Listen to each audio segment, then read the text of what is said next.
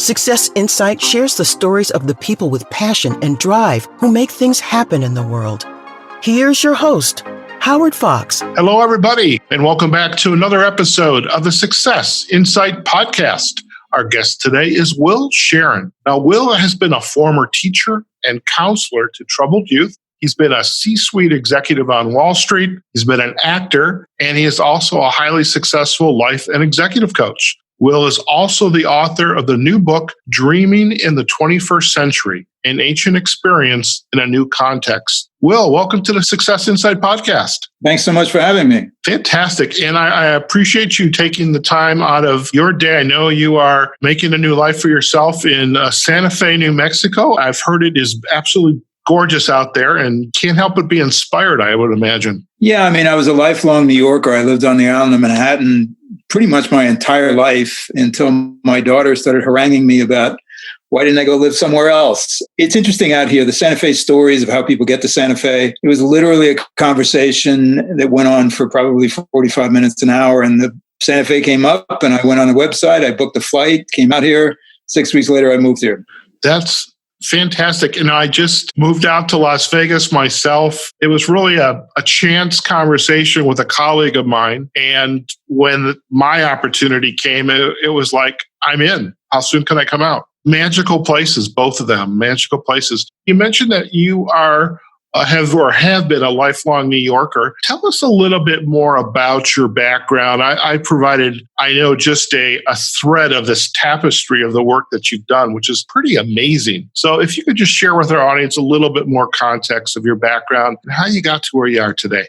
Well, I started out working in the children's unit at a place that was at that time called Manhattan State Hospital. It was a psychiatric hospital. And I had a bachelor's degree in English and absolutely no training. It's another Santa Fe story, how I got there. But I thought I would spend 2 or 3 years at the most. I had a sense instilled in me by my father that you sort of owed something for living in this country, and I wasn't going to be drafted. So that turned into 13 years. And during that time, I got a master's degree in clinical social work, and I began working as a therapist at the Veterans Administration Clinic. And that's really where I began to start working with dreams. And in a very much traditional clinical setting, I was part of an institute or like on supervision, that kind of thing. And then after 13 years, I spent about 2 or 3 years looking around to see what I might want to do. And that's sort of, I guess, where you start describing the tapestry of my life. I was in law school for a year and a half until I realized I didn't want to argue with people for a career. And I was an actor. I acted on soap operas for probably about a year, supported myself doing that.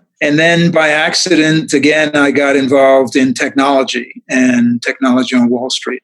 What's interesting is that the skills of social work were very much required in those days in terms of integrating technology, because it was about organizing people really and getting them to understand a new environment. In any event, fast forward to kind of the end of my corporate career, and I was too young to retire, and health insurance is very expensive. So I thought, what's the best way to stay healthy? I became a professional trainer, certified trainer in New York City. That was really the beginning of me getting back into the kind of work you and I do, because I was starting to get people back into their bodies. And when you do that, all kinds of stuff comes up. I looked at recertifying my master's, and my life feels like it's been a series of accidents. That was going to take me another 2 years to get the certification back. And a friend of mine said, don't do that, become a coach. So I will now admit to all your listeners, I had no idea what a coach was. I heard of a coach,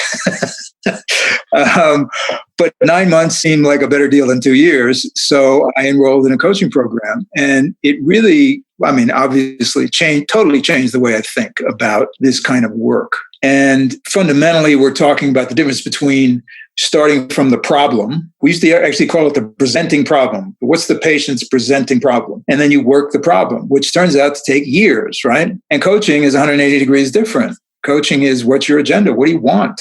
Right. Let's get what you want, right? I started, when you're getting certified, you're obviously doing a lot of peer work. And I started thinking about dreams, because one of the things we say is that we see people as naturally whole, creative, and resourceful, right? Right. Well, whole is 24 hours. It's not 16. That's a good point, by the way. Very good point. Yeah. And so we have this experience of dreaming. If you look at the neuroscience, and I'm not steeped in neuroscience at all, but if you look at the neuroscience, there is brain activity every single night that is associated with dreaming. And so what I keep saying to people is, look, we need to sort of reframe this experience. First of all, it's an ordinary experience. It comes with the package. It's like running and jumping and skipping and speaking and hearing, and you dream, right? Now, what's interesting about your dreams is, first of all, they happen to you. You don't sign up for them. And so when they happen to you, they basically take your ego or your cognition pretty much out of the picture. They're your imagination. They're your imagination talking to you without your ego. Because when your ego gets involved in your imagination, then you have a fantasy, right? You're directing your imagination. So I started literally when I was getting certified, working with my peers, whether they wanted to or not. Well, of course they wanted to, but it was something new. Then once I got certified, someone I met said, well, what would it take you to teach other coaches? And as I want to do, I said 6 weeks. I don't know, right? So I began teaching. I teach an ICF certified class, and it has really sort of evolved in my own thinking about this conversation that's useful for us to have between our dream state and our cognitive state. And I can talk to you more about how I think dreams inform that conversation. But let me pause there and talk about something you would ask me just before we started. Because on my business card, it says Coach MSW Anam Cara. And you asked me, what's Anam Cara, right? Well, Anam Cara is Gaelic, and it translates soul friend. And it turns out that the Celts, thousands of years ago, believed that everybody should have a soul friend who actually saw past your personality into the essence of who you were and stayed with you your entire life to remind you of that. Because what happens in this business? We get people coming in and they're not happy about what's going on. And usually it's because they have gotten themselves into a situation that they thought they were supposed to do rather than what they actually really want to do. And that can be a career, that can be a relationship. It doesn't really matter because we have these structures in society that tell us how we're supposed to behave. And we have this imagination in ourselves that says, well, okay, but this is who I am. This is what I want to be, right? And that usually is the subject of the coaching. So the idea of Anam Cara, of being able to see who someone is and hang on to that and remind them of that as they tell me through their dreams who they are. I mean, I'm not telling them, they're telling me, and I'm just saying, this is what you're telling me. I'm not making it up. You are. That's the concept. Do we each have our own version of Anam Cara? Or is that Anam Cara isn't everyone having their soul companion, so to speak?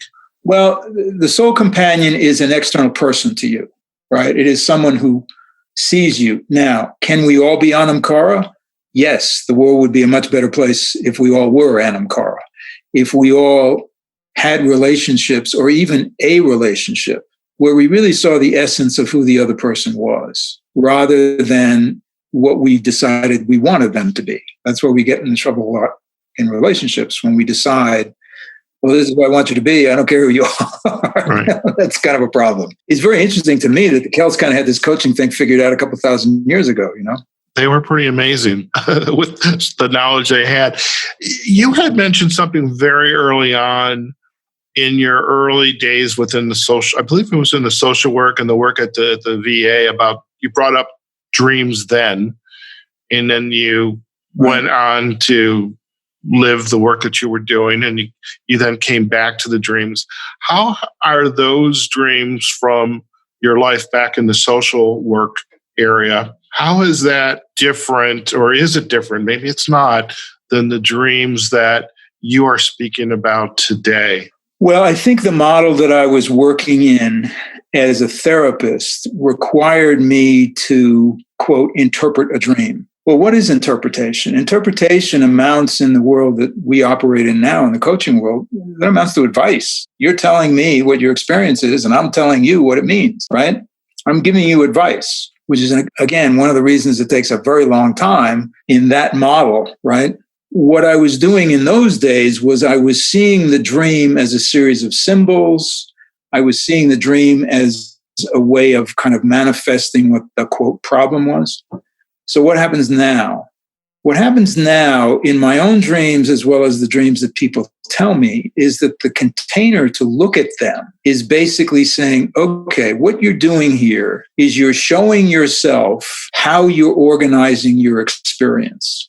Because a lot of dreams are uncomfortable, right? You're frustrated. You can't figure out where you are. Sometimes you have a nightmare. I mean, you look at this stuff and you go, how can that be helpful? That feels lousy, right? But what's happening is you're showing yourself what you expect with the question, is this how you want to organize your experience? The reason you dream about this stuff is because you're ready to move on. You're ready to change that. So I just did a video today about a young woman who is moving forward in a career as an artist and a musician. So what does she have? She has a dream about her expectations of men. Well, her expectations of men based on growing up in this culture are not great, right? So what she's saying to herself, she's saying, you know what? This is not okay anymore. I can't be an artist and have these expectations of my partners or the men in my life. I need different expectations. They may or may not live up to them. They may or may not take the invitation, but that's not my problem. My problem is I don't expect anything better, except now my dream is telling me, hey, wait a minute. You can't be the artist you want to be unless you're the woman you want to be, which means you got to expect something different from these guys, right? So that's most of the work that I do around dreams. There are other kinds of dreams, but most dreams are really showing you a belief system you're ready to outgrow.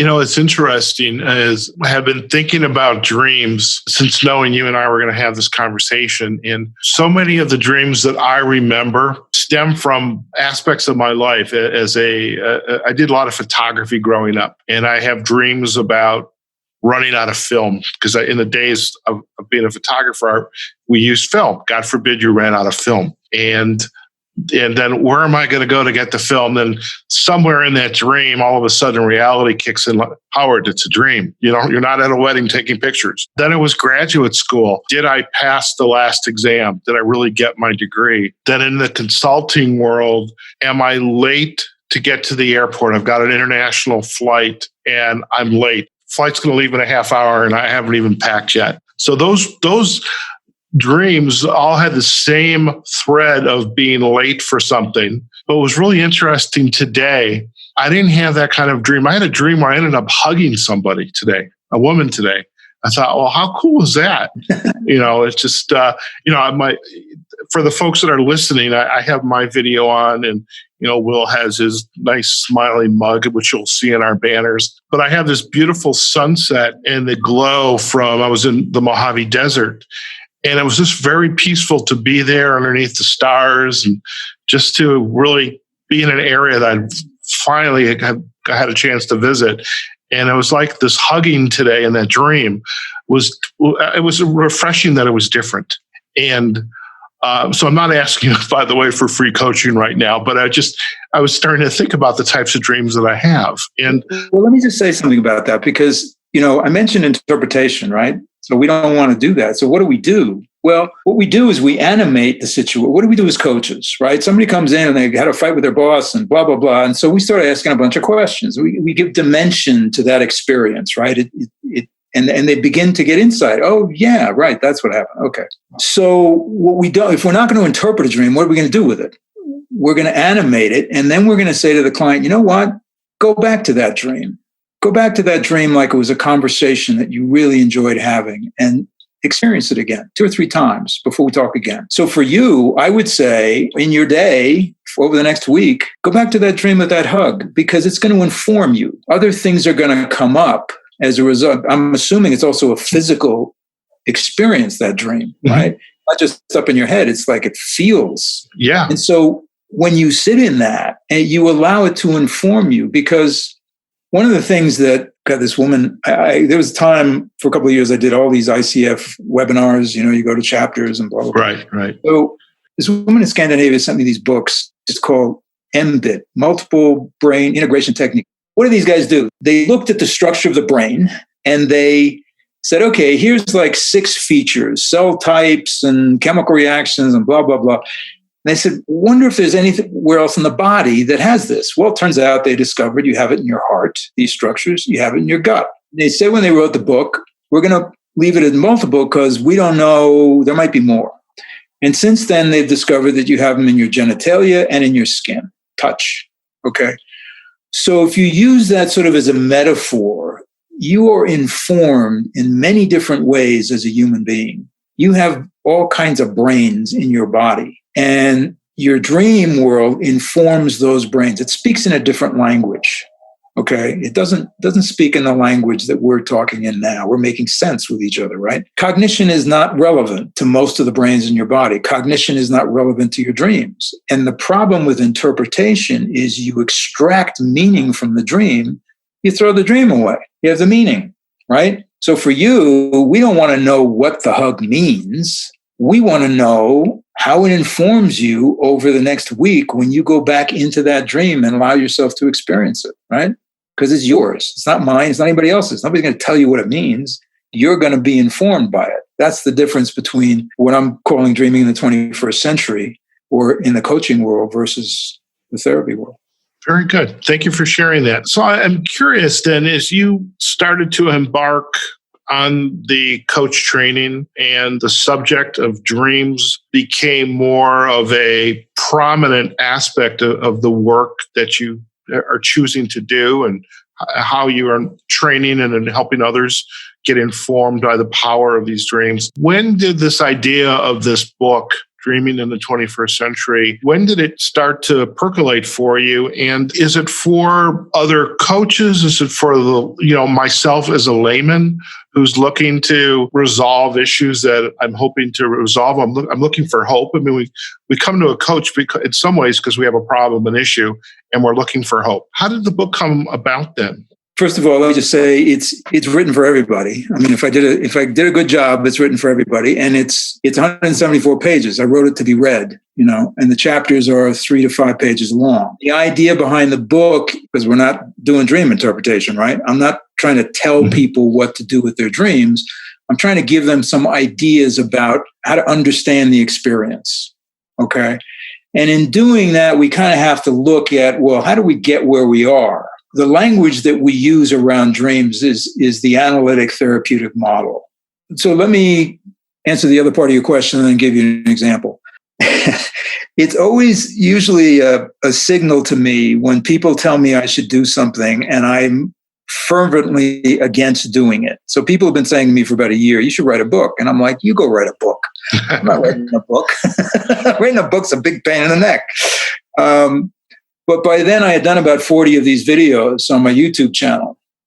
And I thought to myself, well, I can't really ask people to sit down and watch 40 videos. I mean, they can if they want to, but it really was time. I had accumulated enough sort of information that it kind of made writing the book a lot easier. I sort of organized it better, because I do a video when an idea comes up, right? If you started at the first video and went to the last one, you'd be confused. It's like it's not organized well. But the book really sort of organized it in that way. So let me give you an example of an idea that I'm trying to get across. So I start teaching this class, right? It was called Dream Work for Coaches. And I noticed that we're all throwing around these terms unconscious and subconscious. And I'm thinking to myself, not saying it out loud, I'm thinking, God, I don't know what the difference is. I should know, right? I was a therapist. What's the difference between subconscious and I don't know, right? So I looked it up. Well, it turns out that there's a guy named Pierre Genet, who I'd never heard of, who came up with the term subconscious. And when you read his definition, it sounds like he's conflating consciousness with cognition, because he's saying underneath the critical thought functions of the conscious mind, that's what he says, lies a powerful awareness he called the subconscious. Okay, well, sub is less. So he's saying we got this thing that's less conscious. Fine. So Freud is a contemporary of his, and Freud thinks that's great. And a couple of years go by, and Genet stands up at a conference in 1913 and says, this guy Freud keeps taking my ideas and renaming them and calling them his own. And shortly after that, Freud said, forget subconscious, it's unconscious. And he had a totally different definition. So we're stuck with these two words that fracture our sense of consciousness, right? Sub means less, un means not. We got less conscious and not conscious. And it makes this part of our experience, I think, less accessible. You kind of need somebody to help you with something that is not conscious, I guess. I don't know what it is. So what I'm suggesting is maybe we ought to set those ideas aside. I mean, they've served a purpose, but they may not be useful anymore. We're conscious beings. The difference among us, I think, is how aware we are of our consciousness. And if you want to be aware of your consciousness, man, that's a life's work. And you're never going to get there. That's the great thing about it. You're just going to learn more and more and more and more because your consciousness is vast. That's an example of the kinds of ideas that I'm suggesting to people so that this ordinary experience literally can be repatriated to our lives. Everybody's. We all do it. We can all write our dreams down. We can all tell our dreams to people. Is the book, as you said, it's for everybody, whether you're a coach or whether you're the executive, the person taking care of the house. I'm not going to be sexist by saying housewife. But is there a process or a method to get us started down this path of becoming more aware? That you, or are using the case studies. But by the way, I do want to acknowledge you used your podcast and your video to write the book, right? Which is, to me, that's the only way to write a book. That's how I did mine. Uh-huh. And when you're asked to do something that you don't want to do, it shows up in my gut. That's my brain, my gut brain. It's basically saying, I shouldn't do something, and I just have to learn to listen to it more often. But I digress there. What is there maybe a rudimentary recipe for the reader to begin to explore how to go about increasing their awareness? Yeah, I think there's two things. First of all, and the first chapter of the book is, or first or second, I guess the second chapter is how to remember your dreams, right? Well, the real question to me is, what are you trying to remember? Because you can go through all kinds of gyrations about, pen and pad by your bed and all this stuff. But what are you trying to remember? You're trying to remember what Jung would call half a conversation. That's what you're trying to remember. And that conversation, that half is a story. If you think about it, our dreams are really the prototype for all literature because they're stories. And they got characters and locations and emotions and all that kind of stuff. So you're trying to remember a story. The critical thing, it seems to me, is who's the audience for that story? Well, you are. That's true. You're going to remember it. You're going to write it down. But the dream does not really manifest as a useful tool for you unless you tell it. Now, this is going to sound self-serving, and I don't mean it to be, but when people say to me, well, I don't remember my dreams, I say, you know what? Make an appointment with me for next week. What happens? All of a sudden, that part of you has an audience. Oh, wait, this guy's going to listen to a dream. Okay, right? It never fails. And there is a chapter in the book about who's the listener. Who do you choose as the listener for your dreams? That's important. You can't be choosing somebody who's got an agenda for you.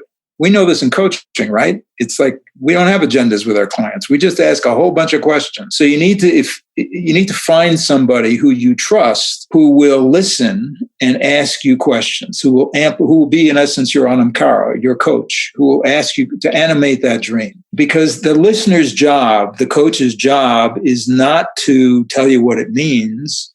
It's to get you to understand what the message is to you. So those two things. One is, what are you trying to remember? The second one is, it's very difficult. You can do some work by yourself, and there's some stuff in the book about active imagination. But we're social beings, and telling our imaginative story to someone else just gives it dimension. And to be a listener is to give a gift, really. And if you can find somebody who understands that what they're doing is giving you a gift by listening to this story and not trying to make sense of it. Can the individual who is listening to the story, can they continue to ask questions? Again, not to ask why, but to just ask questions to create additional clarity?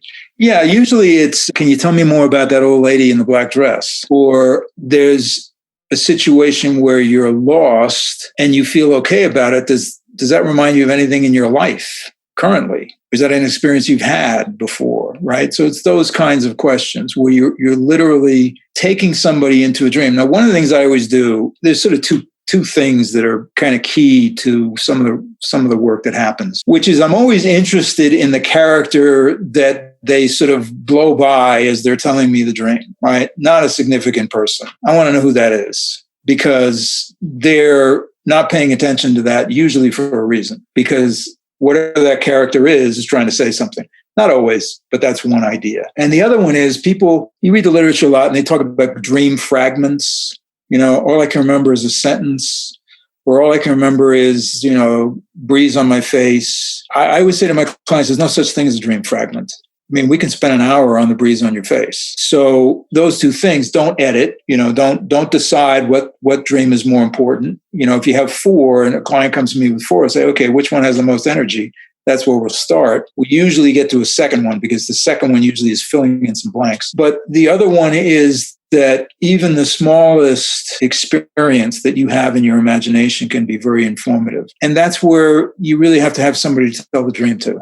Can you be in a position of telling the dream to a group of listeners? Yeah. There's a guy named Monty Ullman who has a whole methodology around that. I've been in an Ullman group. It's a little more structured than I particularly like, and it's also got the sort of the rigidity of my term of kind of the analytic process. But one of the things that I have done, and this is not fundamental to my practice, but I was asked to go do a workshop with a bunch of community organizers who were at odds with each other.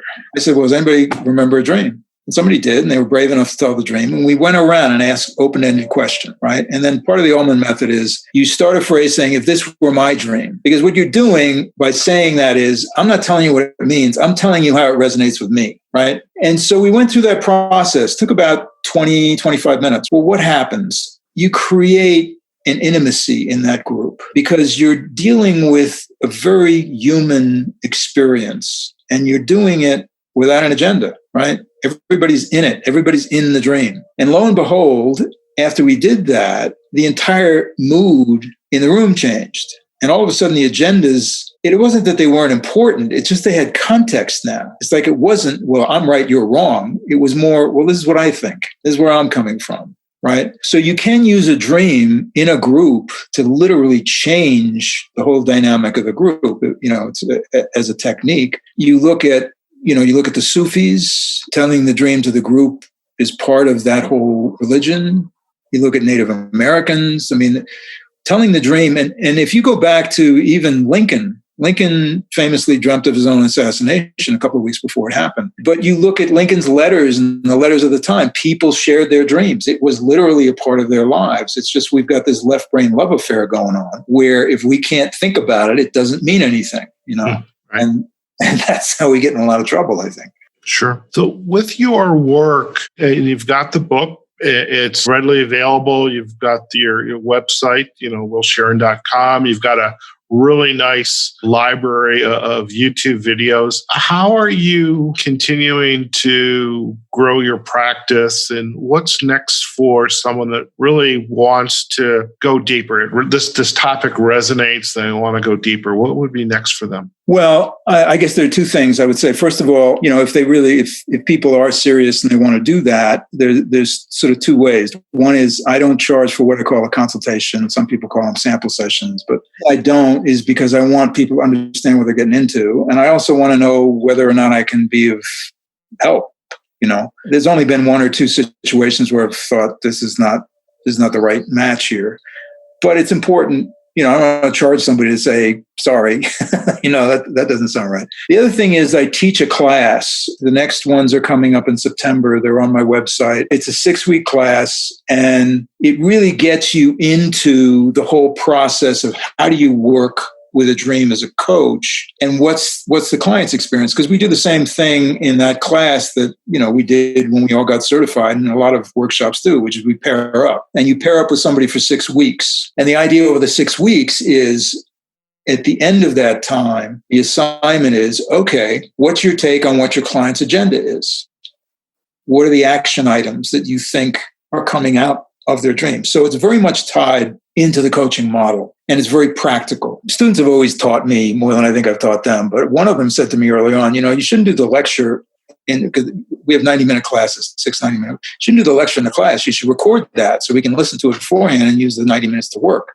It was like, oh, duh, I knew that, which I didn't. But that's, so there's a lecture, there's a 90-minute class, and then there are assignments for you and your peer to work on during the week. So it's a it's not a walk in the park. It's an intense 6 weeks. And like I say, I have 2 coming up in September. One is for the United States, and the other one is for the East Coast of the United States and Europe in terms of timing.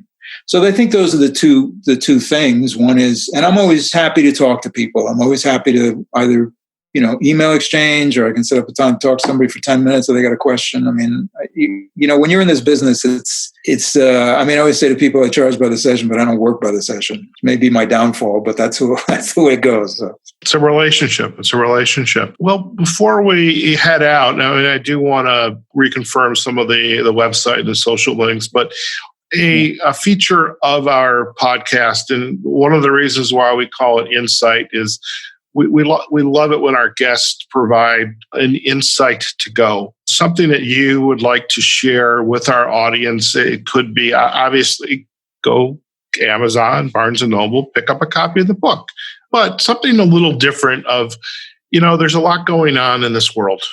We've got elections, the politics, the Black Lives Matters movement. We've got cross-country travels. You're now setting up a new life in beautiful Santa Fe. Perhaps you read an article or heard a speech. What insight to go would you like to leave for our audience to kind of move them forward on their journeys as well? Well, I'm glad you sort of brought up what's going on in the world today, because you're working with your dreams in the way we've been talking about. It will ground you in the sense of how you're going to navigate what's going on. There is, from my perception, absolutely nothing in the world that we live in that is stable right now, that is the way we thought it was. Right? Everything is up for grabs. And one of the things you can do is you can get very wrapped up into, oh my God, right? All this external stuff. But your dreams will inform you what your role is. And that may be getting involved. That may be, I don't know, planting a community garden. I have no idea what it is. But you're absolutely right. It's connected. It's very connected to where we are now in terms of working with dreams. It's not some esoteric kind of, sit in your dark room and educate yourself. No, there's no point in that. We're in this together. We're all in this. So I think the ideas that I'm trying to talk about, I think coaching in general is really about, okay, understand who you are. When you understand who you are, you're not making decisions. Things become obvious to you. And so that's the idea that I would want to leave people with, is that when it feels obvious, it's right. When you're trying to figure something out, you're going to get yourself in trouble. Very good. Thank you. Well, if our listeners would like to learn more about you and your work, let's do a second pass. And where's the best places for them to go? I would say my YouTube channel will really give them, just click on a title that seems interesting to you. That's Will Sharon. You look me up on YouTube. I'm the only Will Sharon there is, I'm pretty sure. And then in every YouTube, there's my link to my website. There's a way to get in touch with me. As I say, I'm happy to talk to anybody. Fantastic. Well, we'll definitely provide the backlinks to your YouTube channel as well as your website, and also the links to the book on Amazon. We really appreciate you taking time out of your beautiful day. I think this podcast was what stood between us and the weekend. So I appreciate you helping guide us into this wonderful weekend wherever we're at. Great. Thanks so much. I appreciate it. Fantastic. All right, folks, we have just been chatting with Will Sharon. He is former C-suite executive, teacher, counselor, actor, and he is a highly successful life and executive coach and the author of the new book, Dreaming in the 21st Century, an Ancient Experience in a New Context. So do go out to his website, willsharon.com, as well as the YouTube page, and we'll, of course, provide the backlinks to those sites as well. We hope you enjoyed today's podcast. Wherever you are, whatever you're doing, be safe, practice social distancing, take care of yourselves, take care of your family, and also be aware of the community. We're all in this together, and we have to get through this together as well. And hey, start tuning in, becoming more aware of those dreams, and we can see where those dreams lead you to, hopefully in a place that is of your choosing. So again, folks, take care of yourselves, and we'll see you on the next episode of the Success Insight Podcast. But do remember, when you come visit us, successinsightpodcast.com. We're on Facebook, on LinkedIn, also on YouTube, as well as the podcast sites, iHeartRadio, Spotify, Google Podcast, and Apple Podcast. Just type in Success Insight Podcast and you will find us, because we want to know what you think about our library of podcasts and about this very episode. Do let us know. Okay, folks, go out there, have a phenomenal day, and we will see you on the next episode of the Success Insight Podcast. Take care now.